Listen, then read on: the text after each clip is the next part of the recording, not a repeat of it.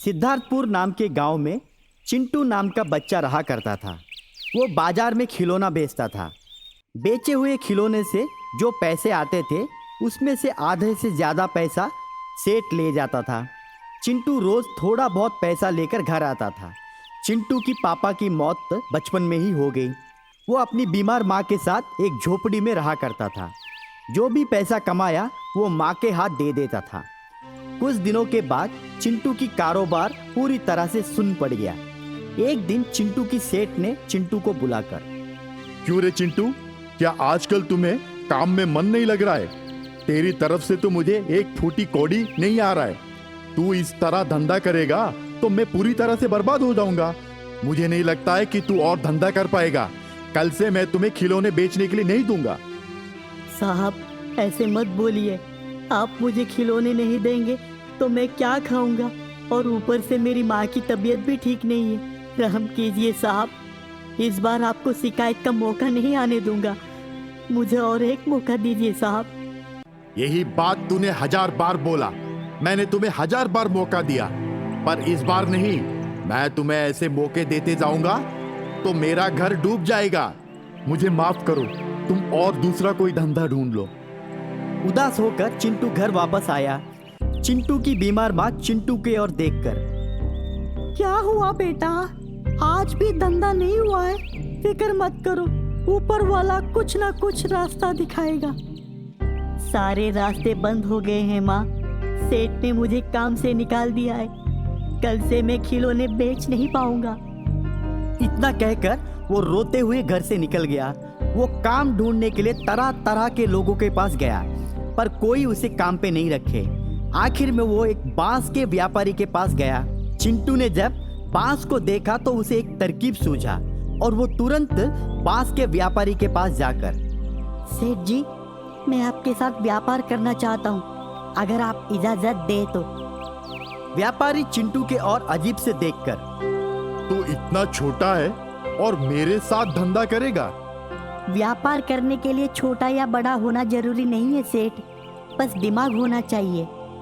अच्छा, तो ये बात है। तुम मेरे साथ धंधा करने चाहते हो। आखिर क्या धंधा करना चाहते हो? आप मुझे उधारी पर ये बांस की लकड़ी दीजिए। मैं उन बांस की लकड़ियों से खिलौने बनाकर बेचूंगा, पर याद रखिए, कमाई का आधा हिस्सा आपका होगा तो आधा मेरा होगा। व्यापारी ने जोर जोर से हंसा और चिंटू से, मैं तुम्हारे भरोसे की दाद देता हूँ। उम्र में तू छोटा है पर जज्बा तेरा बहुत बड़ा है। चल, मैं मेरे बांस की लकड़ियां तुझे उधारी पर दूंगा, पर याद रखना, मैं धंधे में बहुत पक्का हूँ। अगर इधर उधर कुछ हुआ तो मैं तुझे माफ नहीं करूंगा। चिंटू हाँ बोलकर उन बांस की लकड़ियों को घर लेकर आया और उनसे वो तरह तरह के खिलौने बनाया। खिलौनों को मार्केट ले जाकर बेचा। लोग चिंटू के खिलौनों को देखकर आकर्षित हुए। चिंटू का धंधा दिन ब दिन दुगना तिगुना होता गया। चिंटू शर्त के मुताबिक आधा पैसा बांस के व्यापारी को दे दिया। देखते ही देखते चिंटू कुछ ही दिनों में अमीर बन गया। मुंबई शहर में वाशी इलाके में चिंटू पिंटू नाम के 2 अनाथ बच्चे रहते थे। अनाथ होने के कारण वो सड़कों पर जीवन बिताया करते थे। उनका खाने का कोई ठिकाना नहीं था, ना सोने का कोई ठिकाना था। सर्दी का मौसम था, उनके पास ओढ़ने के लिए कंबल भी नहीं था। वैसे ही सर्दी में कांपते हुए सोते थे। एक बार वाशी इलाके में एक ही साथ बहुत सारे अपार्टमेंट्स में चोरियां हुई। उस इलाके में प्रशासनकारी और पुलिस सबके ऊपर कड़ी निगरानी रखे। जो कोई भी सड़क पर सोता था उनकी जांच पड़ताल किए और उनको वहां से भगाए। अब चिंटू और पिंटू की बारी आई। एक पुलिस ऑफिसर उनके पास आकर, क्या नाम है तुम दोनों का? मेरा नाम चिंटू और उसका नाम पिंटू। यहाँ पर क्या कर रहे हो? साहब, हम यहीं पर रहते हैं, हमारा कोई घर नहीं है। तो ऑफिसर कांस्टेबल को बुलाकर दोनों की जांच ली। बाद में कांस्टेबल आकर पुलिस ऑफिसर से, साहब, ये मासूम बच्चे हैं, इन्हें जाने दो।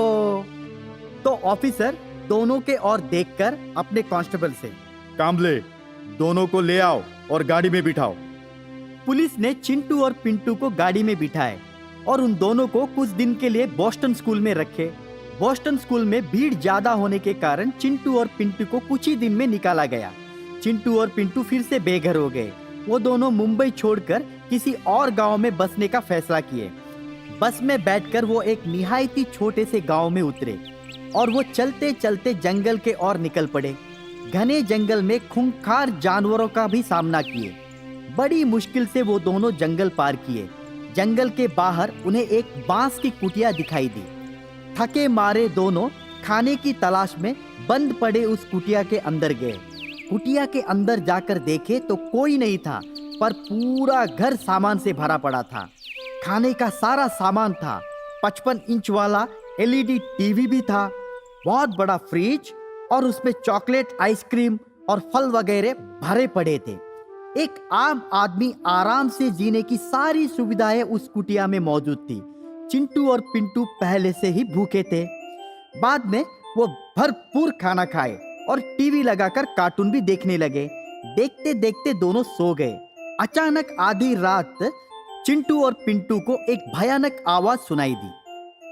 ए चिंटू, ए पिंटू, तुम दोनों मेरे अतिथि हो, उठो। वो आवाज सुनकर दोनों जाग गए। चारों तरफ देखने लगे, पर कहीं कोई नहीं था। फिर से आवाज सुनाई दी। तुम दोनों आज रात के लिए मेरे मेहमान हो। कल सुबह तुम दोनों को यहाँ से निकलना होगा। मैं तुम जैसे भटके हुए लोगों की मदद करता हूँ। तुम्हें मैं एक दिन की मेहमान नवाजी करके खुश करके भेजता हूँ, पर खाली हाथ नहीं भेजता हूँ। जाते वक्त तुम ढेर सारा धन भी लेकर जाओ, ताकि तुम दोनों उस धन की मदद से आगे की जिंदगी खुशी खुशी जी सको।